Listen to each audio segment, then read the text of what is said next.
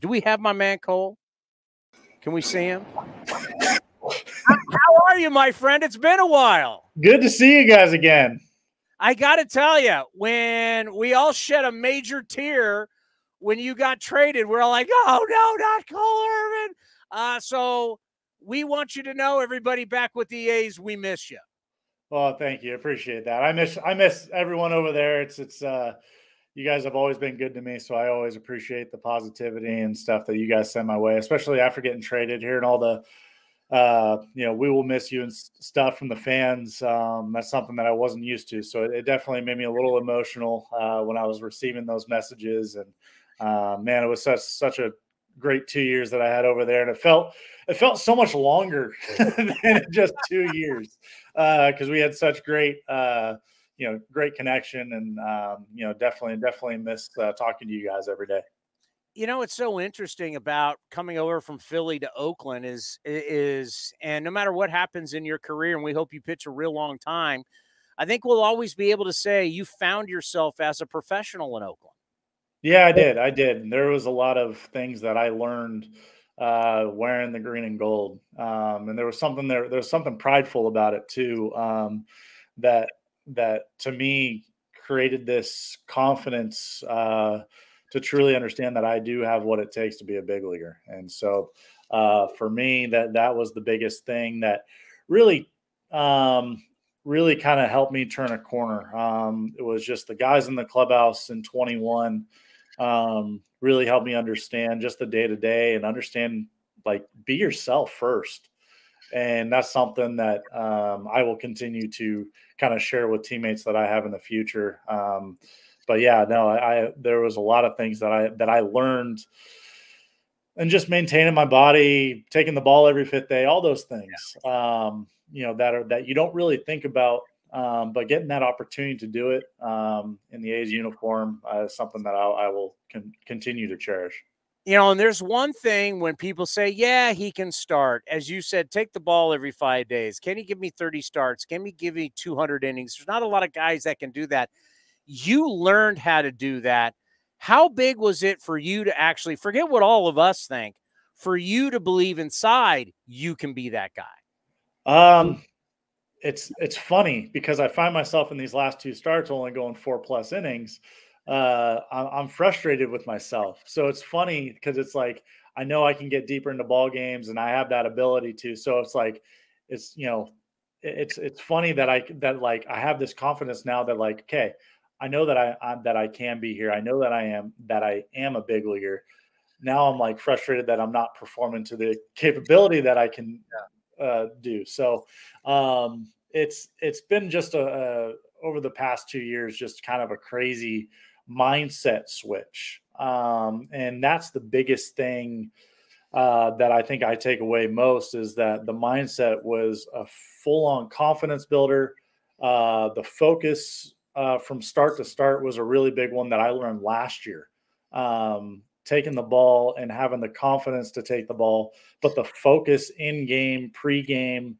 I know my first innings didn't necessarily show it last season, but my focus was really there. And pitch to pitch, understanding the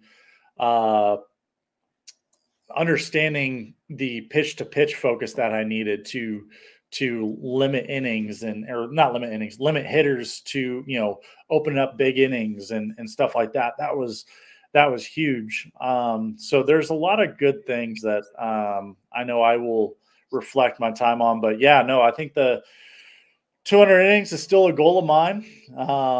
And we're still there. Trying to take the ball every 5th day is another one that we're trying to do. So, the goals are still there. Still the same attitude each day, having fun, enjoying what we do. This is a fun game. Now you're in the AL East, and we just got done playing the Rays. They're going to be tough. We know how tough this division is going to be. What is this change like going to the Orioles, and now you're going to be in the AL East? As the Orioles they've got something to prove. Yeah, we do. We do got something to prove here in Baltimore. We got a really young team, no different from how Oakland was. But I think they took a big step last season. We saw it when, we came beginning of September last year, and kind of got our teeth kicked in when we played here against these guys. So I got to see it kind of firsthand. So it was kind of fun to, get traded, come over to a team that took a big step forward with a lot of talent. And the East is a great division. Tampa's really good. New York, Boston, Toronto. Everyone seems to get better in this division. But it's funny because the big leagues is the big leagues. I think there's just as many good teams in the AL West as there is the AL East. The strength of schedule is going to be a little bit easier, I think, on team travel across the whole league. So I think that's going to play a huge part in a lot of teams that are fighting for a wild card this year. But I think all in all, I think being able to pitch against the Angels, the Astros, I think I made 6 starts against them last year. I never started against them. Yeah. So I think the talent is, you have to be able to perform and pitch in the big leagues to stay in the big leagues. And so my last 2 starts have been against AL East opponents, and they've put some good, at bats together to keep me getting into the 5th or 6th inning. So, I'm learning a little bit about, what it takes to pitch in this division. And that's just the learning curves of moving around is every division is going to be a little different. The opponents, that you don't typically face, week in and week out are going to be a little bit, there's going to be a learning curve. So I think I'm going through that learning curve. I'm figuring out what it takes to pitch in this division. And I got a little bit of a wake up call these past 2 starts. All right, before we let you go, we know you got to get out of here, but this Adley Rutschman kid is something special. He's already off to just a terrific start. We know the year he had last year. You've gotten to know him now, spring training, played with him for a couple of weeks. Just how good is he? He's great. He's every bit of the word professional that you can get. He does his homework. He's an incredible player, but I think more importantly, what I've been most impressed with is just the type of person he is. You would think that a kid with his talent and ability on the field, there would be a little bit more of like a confidence or overconfidence on the field, but no, or off the field. And he's every bit of a down to earth human being you could get. I tried starting a little bit of some, tension for Oregon stuff. and I felt bad because he's such a nice guy. And I really enjoy, I just really enjoy being around him, talking with him.